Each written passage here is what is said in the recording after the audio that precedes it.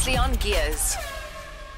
All right, before we get into that, let's have a look at the world of Formula One. Now, yesterday I didn't give you a lot of news because it was just very sad that we had, unfortunately, the passing of one of the marshals at the Canadian Grand Prix over the weekend in a very, very freak accident.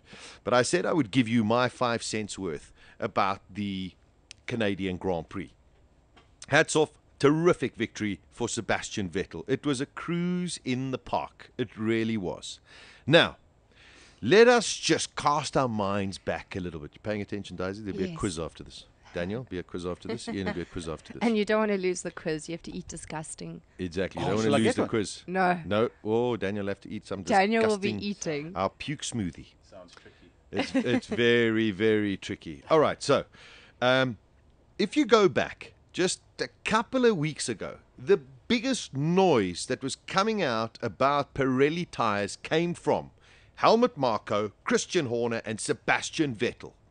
All three of them are from which team? Daisy?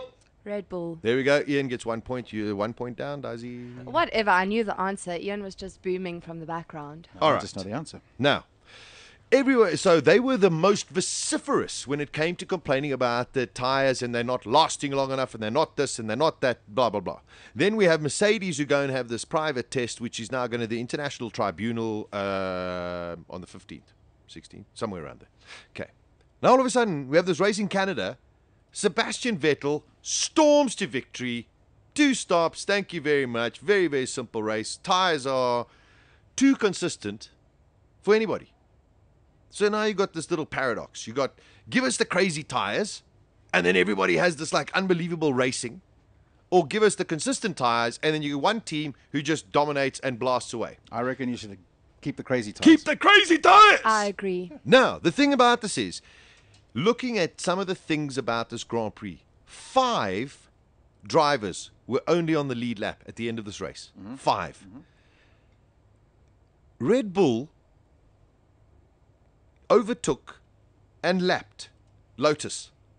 Lotus has been one of the top contenders this whole season, and now all of a sudden they get lapped by Red Bull. You've got to ask yourself questions. How does this happen? Has Pirelli capitulated to the desire and the outcry of one team, that being Red Bull? Now, I love Red Bull. I think they're a fantastic team. Adrian Newey is a genius. But the mandate from Pirelli was to make tyres not having the ability to last too long so that we'd have more pit stops and more exciting races. Paul Di Resta, Force India, did 57 laps on one set of tyres in this last Grand Prix.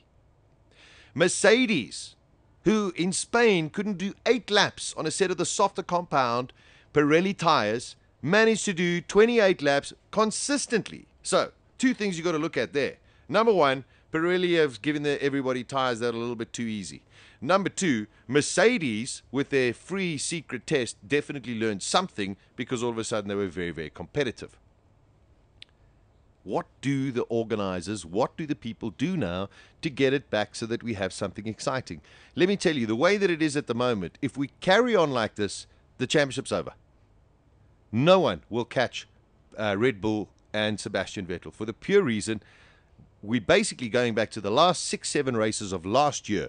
And you'll remember then it was a big fight between Fernando Alonso and Sebastian Vettel. All of a sudden, Red Bull found the Holy Grail last year, 4 races in a row. Vettel won all 4 races, basically tying up the championship. So that's one thing you've got to look at. The other thing is, can we just go back to racing and bring back the crazy? The crazy is quite a lot of fun. Now, it is a low tire degradation circuit in Canada. But if you look at the 2012 race compared to the 2013 race, these guys had to change tires towards the end because the tires were running out. The 2013 race, it was no problem whatsoever. Came out, went in their set of tires, said, got 28 laps to go. I can be consistent and fast and finish the race. All of a sudden, we've gone backwards as opposed to going forwards. And I hope Pirelli come out now and say, hold on a second, we are going back to what we have. Pirelli Motorsport Director Paul Hembury has told Autosport that he cannot comprehend why Vettel keeps criticizing the tyres. And exactly why? Why would you criticize the tyres where you dominated the whole race? But because 4 weeks ago they were so vociferous about it, they have to now go and try and defend their position, even though they won the race completely. So I think Red Bull got to man up a little bit and say, you know what, we are actually just as good. And you know what, for the rest of the season, well, just try and catch us. That's what they've got to try and do. Hopefully, when we get to Silverstone in 3 weeks' time, maybe we get a balance again. I don't know. But Pirelli were meant to bring a new compound of tyre. Now they say they're not bringing a new compound of tyre. Why are they under so much pressure from the governing body or from the teams when it's completely not necessary? Their mandate was to create a tyre. They created the tyre. The teams have to work harder to make those tyres work. Because now Red Bull going, it's not working for us, we must change the tyres to suit Red Bull. Now, this does happen in Formula One. A leading team or a championship team usually sits there and shouts about things that aren't going their way because they are the champions. If it was McLaren or Mercedes or Ferrari coming out and leading the championship or having won 3 championships in a row going, hey, this is not working for us anymore, believe me, there would be a huge, huge outcry. So people now need to stop complaining, get on with the program. Vettel has a very comfortable lead, 36 points over Fernando Alonso. His car's unbreakable, as we saw, because he even hit the wall. Mark Webber had a crash as well. The car was unbreakable. So it's unbelievably fast, and it's basically indestructible. Let's hope that sense prevails and we go back to some of the racing that we had. And you cannot take Monaco into account. Monaco is a specific kind of race. It's not the kind of race that everybody sits and goes, oh, well, the tyres worked or the tyres didn't work. It's just one of those races in the season where, believe you me, you could have put them in any kind of tyres and they still would have done exactly the same kind of thing.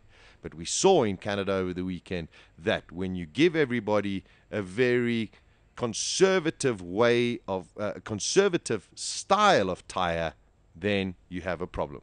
I do not buy Red Bull Racing saying that, well, the only reason they've been complaining about the tyres is from a safety aspect. I find that absolutely rubbish. The only reason they wanted the tyres changed is because they weren't managing to get the tyres to work properly for longer periods of time than what that was prescribed by Pirelli. Now they've got a tyre that all of a sudden you can basically do a whole race on. I don't think it's really good for the racing. I do hope we see something a little different in Silverstone. At the next intersection, turn on Gears with Sasha Martinengo. weekdays from 12 to 2 p.m. Central African Time.